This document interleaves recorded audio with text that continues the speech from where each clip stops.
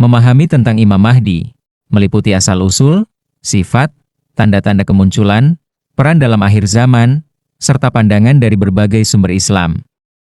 1. Pengertian Imam Mahdi. Kata Imam Mahdi berasal dari dua kata, Imam dan Mahdi.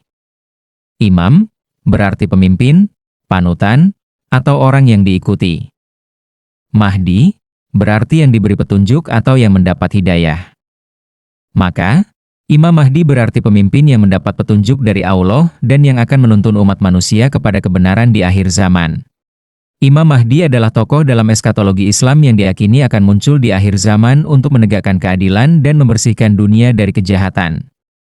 Ia dipercaya sebagai keturunan Nabi Muhammad SAW, memiliki nama sama dengan beliau, Muhammad. Ciri khasnya adalah ia tidak akan mencari atau mengakui jati dirinya, tetapi akan dikenali oleh umat melalui akhlak dan ciri fisik serta kemunculannya akan ditandai dengan peristiwa besar seperti Perang Saudara di Jazirah Arab dan munculnya bintang berekor. Ciri-ciri Imam Mahdi. 1. Imam Mahdi adalah keturunan Nabi Muhammad SAW dari jalur Hasan bin Ali dan Sayyidah Fatimah. 2. Nama asli dan nama ayahnya sama dengan Rasulullah. Namanya adalah Muhammad, dan nama ayahnya adalah Abdullah. 3. Fisik Enta pun menyamai dengan fisik Rasulullah. Memiliki dahi lebar dan hidung mancung, mirip dengan Nabi Muhammad namun ia adalah manusia biasa dengan kemampuan luar biasa, tidak seperti monster. 4. Akhlak. Memiliki akhlak yang mirip dengan Nabi Muhammad. Ia tidak suka kekuasaan dan menolak dibayat, namun akhirnya terpaksa menerimanya. 5. Kemunculan Imam Mahdi. Ia akan muncul di Ka'bah di tengah kekacauan dunia. Kemunculannya akan didahului oleh tanda-tanda, termasuk kematian seorang khalifah dan perselisihan di antara keturunannya. Untuk peran penting Imam Mahdi adalah menegakkan keadilan. Ia akan memimpin kaum beriman dan membawa keadilan ke seluruh dunia setelah dilanda banyak kezaliman. Memperbaiki keadaan. Ia akan menegakkan kembali ajaran Islam yang murni, menghapus bid'ah, dan mengimplementasikan syariat secara menyeluruh. Memimpin bersama Nabi Isa. Ia akan bekerja sama dengan Nabi Isa untuk mengalahkan Dajjal dan membawa umat manusia menuju era keemasan yang sejahtera. Tidak membawa syariat baru.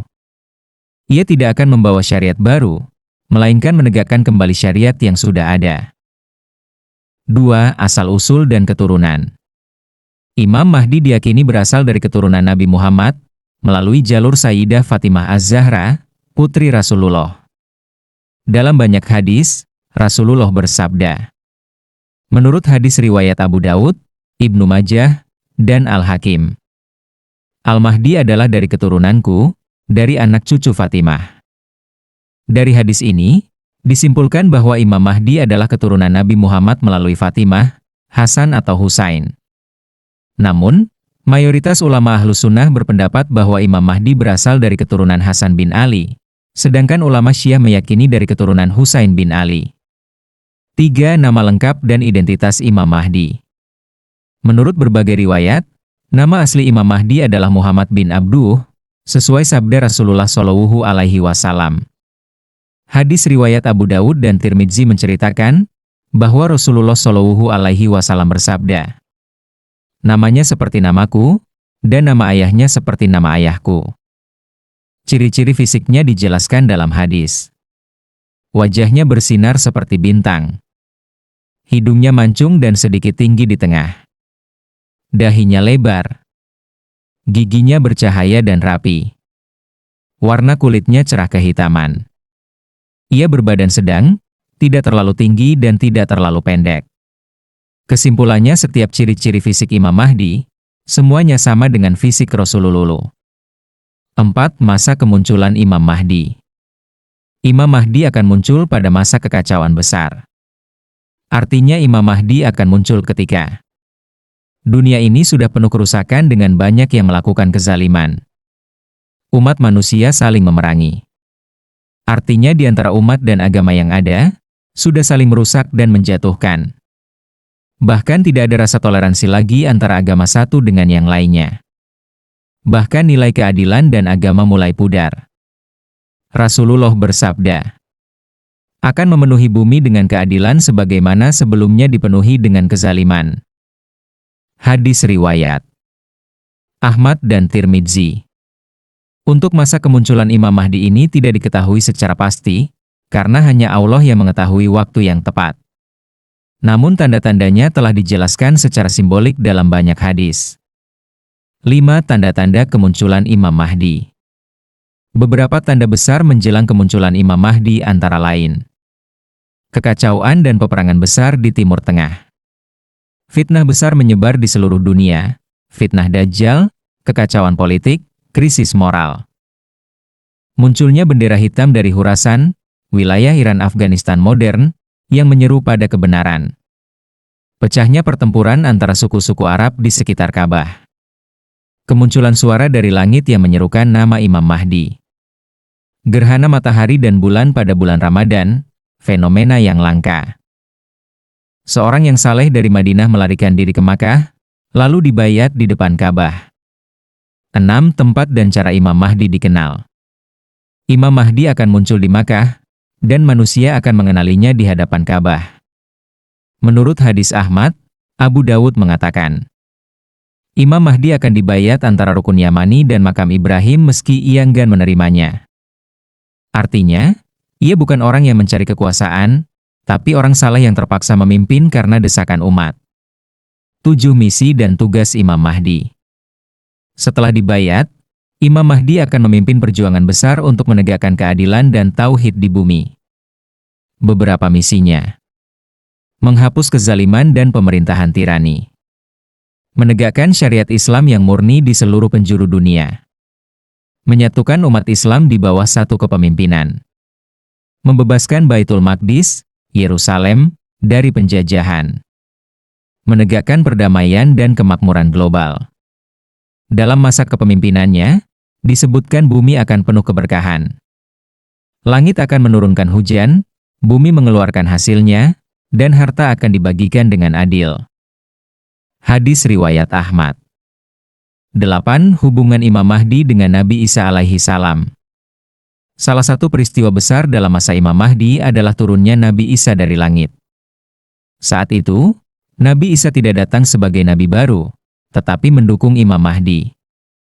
Dalam hadis disebutkan, imam mereka atau Mahdi akan mundur agar Isa menjadi imam. Namun Isa berkata, tidak, engkau yang menjadi imam, karena ini kemuliaan bagi umat Muhammad.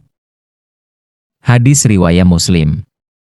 Mereka berdua akan bersama-sama membunuh Dajjal, menegakkan keadilan sejati, mengakhiri kekuasaan iblis dan kezaliman.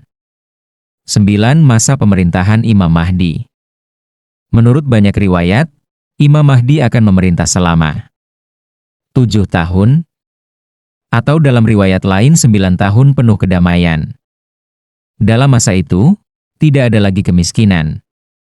Setiap orang hidup berkecukupan. Tidak ada permusuhan antar suku. Islam menjadi agama yang diterapkan dengan keadilan dan kasih sayang. 10 wafatnya Imam Mahdi. Setelah menunaikan misinya dan membawa dunia dalam kedamaian, Imam Mahdi akan wafat dengan tenang. Kekuasaan kemudian diteruskan oleh Nabi Isa alaihi salam, hingga akhirnya mendekati kiamat besar. Tempat wafat dan pemakamannya tidak dijelaskan secara pasti dalam hadis sahih, karena itu termasuk perkara gaib yang hanya diketahui Allah. 11 pandangan ulama Sunni dan Syiah. Pandangan Ahlus Sunnah wal Jamaah atau Sunni. Imam Mahdi adalah seorang keturunan Nabi Muhammad yang akan lahir di akhir zaman dan menegakkan keadilan di bumi. Dari pandangan Syiah Imamiyah, Imam Mahdi sudah lahir sejak abad ke-9 Masehi, yaitu Muhammad bin Hasan al-Askari, dan kini berada dalam keadaan gaib atau tersembunyi hingga nanti akan muncul kembali. Kedua pandangan ini sama-sama mengakui kedatangan Imam Mahdi sebagai pemimpin akhir zaman, hanya berbeda dalam waktu dan makna kemunculannya. 12 hikmah dan pelajaran dari kepercayaan kepada Imam Mahdi. Menumbuhkan harapan dan optimisme, bahwa keadilan Allah pasti akan ditegakkan. Menjadi dorongan untuk memperbaiki diri, agar siap menyambut masa keadilan Imam Mahdi. Menguatkan iman terhadap takdir dan janji Allah, bahwa Islam akan kembali berjaya. Menjaga kesatuan umat Islam, karena Imam Mahdi akan menjadi simbol persatuan umat. Kesimpulan dari sejarah ini, bahwa Imam Mahdi bukan hanya tokoh dalam mitos atau dongeng, tetapi janji Rasulullah tentang datangnya pemimpin yang akan menegakkan keadilan sejati di tengah dunia yang penuh kegelapan. Ia adalah sosok yang ditunggu, bukan untuk disembah atau diagungkan secara berlebihan, tapi untuk diikuti dengan keimanan dan amal saleh. Kedatangannya mengajarkan kita bahwa kezaliman tidak akan abadi, dan cahaya kebenaran pasti kembali bersinar.